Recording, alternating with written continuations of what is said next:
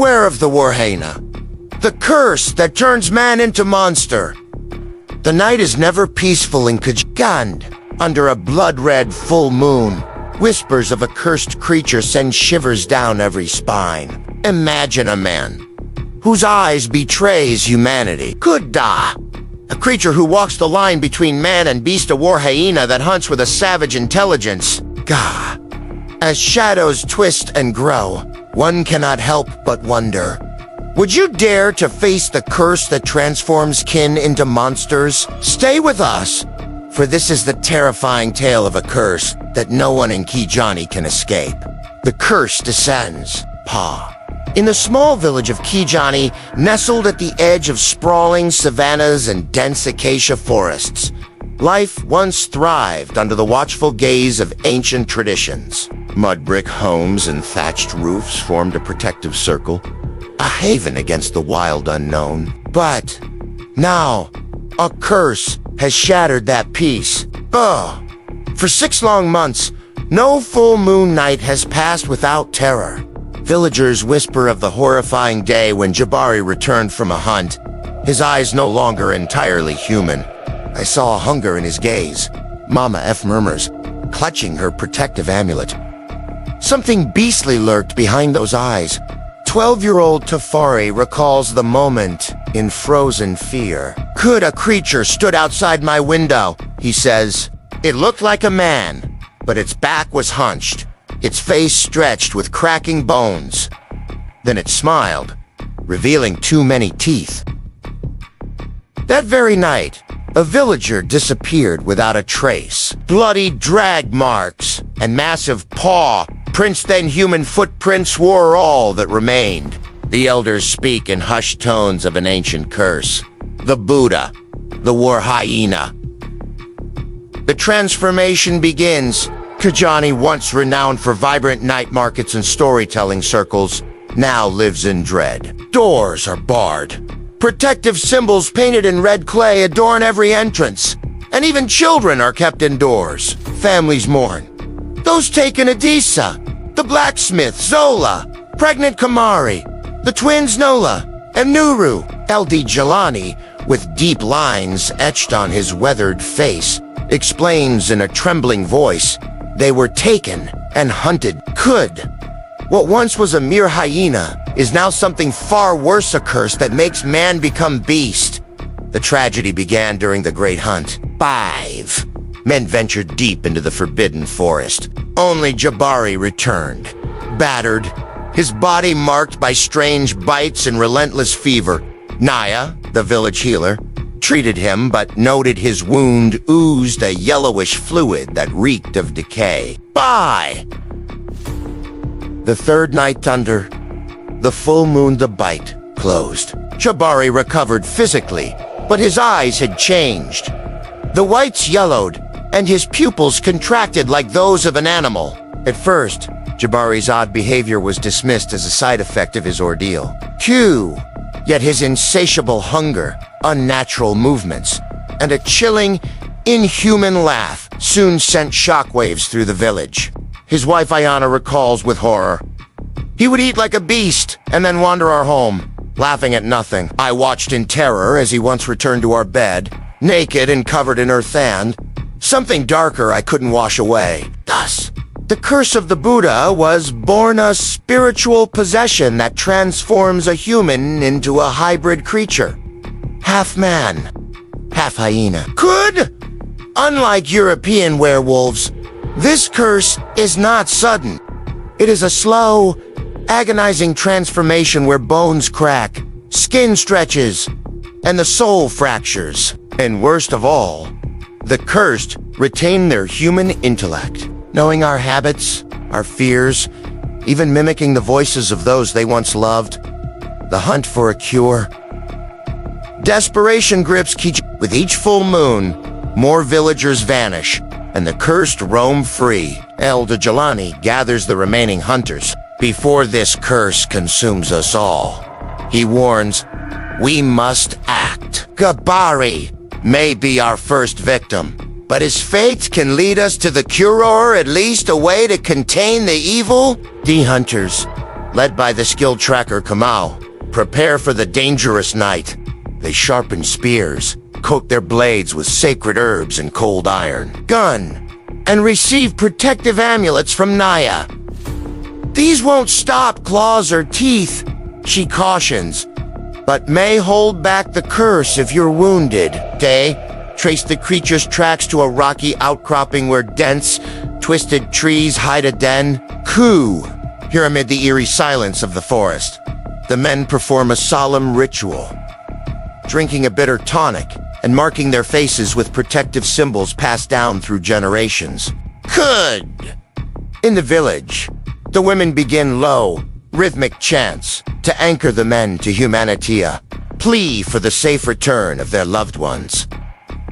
As dusk falls, the hunters vanish into the dark forest, leaving behind anxious families and a village that trembles with dread.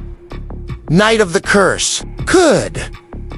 The full moon rises, an ominous orb, casting long shadows over Kijani. The village is on edge. Then, an unearthly sound, half-human scream. Half-hyenas laugh echoes in the distance, growing ever closer. Within hours, the hunters have not returned. Panic spreads like wildfire. Families barricade their homes with every available means. Salt lines on windows, mirrors facing outward, and iron tools at every door. Gah. In one of these homes, I take shelter with Elder Jelani's family. Through narrow gaps in the shutters, I glimpse a horror. A towering figure, half-hyena, with elongated jaws, twisted limbs, and a gait, both human and beastly. It moves with predatory precision, pausing to sniff the air, as if searching for a weakness. Good. Its gaze, a disturbing mix of human intelligence and animal ferocity, sends chills down my spine. They are here, whispers Elder Jelani, and not just one, many have been transformed. The curse is spreading. A door shudders as claws scratch and splinter the wood.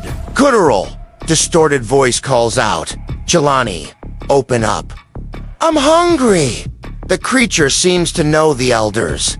Nema, sickening reminder that the cursed remember everything. Elder Jelani ushers us toward a hidden trapdoor beneath a loose floorboard, a secret escape tunnel built during ancient tribal wars.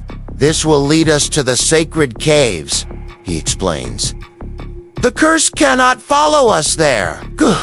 With heavy hearts and trembling hands, we descend into the narrow, dark tunnel. Behind us, the sounds of horror continue, a cacophony of tormented howls, crashing wood, and that infernal laugh that will haunt our dreams. The sacred caves and the ritual of redemption. The tunnel opens into a cavern lit by phosphorescent fungi, casting eerie blue-green glows on anxious faces. Here, a small group of survivors, women, children, the sacred caves, steeped in ancient power, repel the cursed. Outside, the monstrous howls grow fainter as the creatures are forced to remain at the threshold. Wow! Within the cavern, the village's spiritual advisor, Makina, takes charge. We have one chance, she declares. There exists an ancient ritual to separate the human soul from the Buddha spirit. It is dangerous, requires sacrifice, and not all will be saved. But tonight, we try. Makina explains that the ritual must begin at the village center where the transformed victims have been rounded up. Among them is Jabari, the original bearer of the curse whose body still clings to remnants of his humanity. The survivors, armed with clay mixed with sacred herbs and their own blood, prepare to perform the ritual. Burn a ruined village square.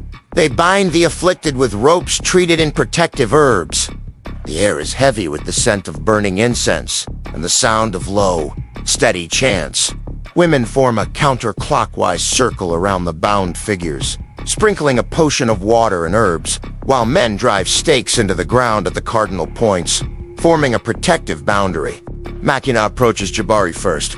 His eyes, though now unnervingly yellow, still flicker with the memory of his past self. We start with you, she says. If we can cleanse your soul, perhaps we can save the rest. She applies the sacred paste, a mixture of blood from a loved one, and herbs onto his chest. Jabari's body convulses, as if warring with an unseen force.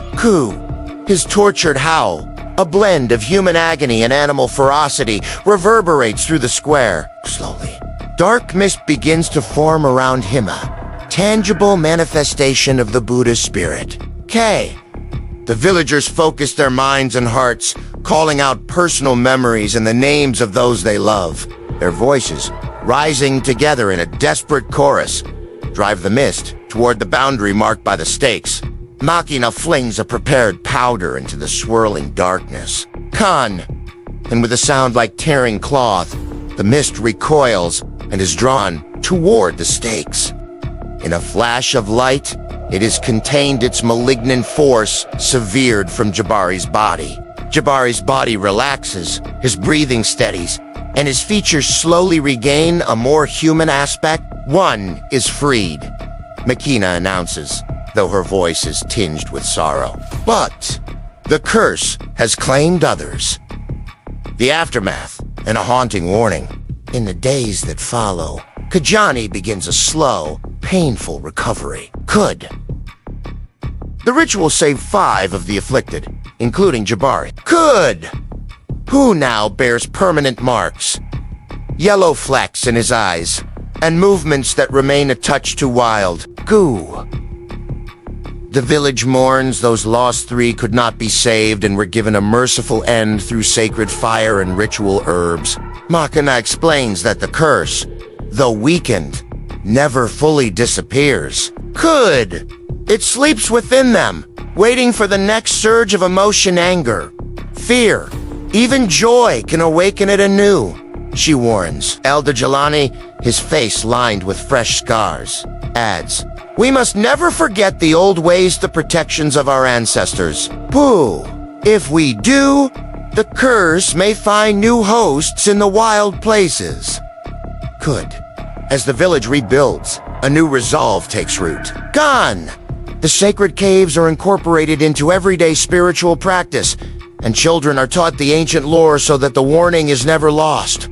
Yet every night, as the full moon rises, the people of Kijani are reminded of the thin line between man and beast.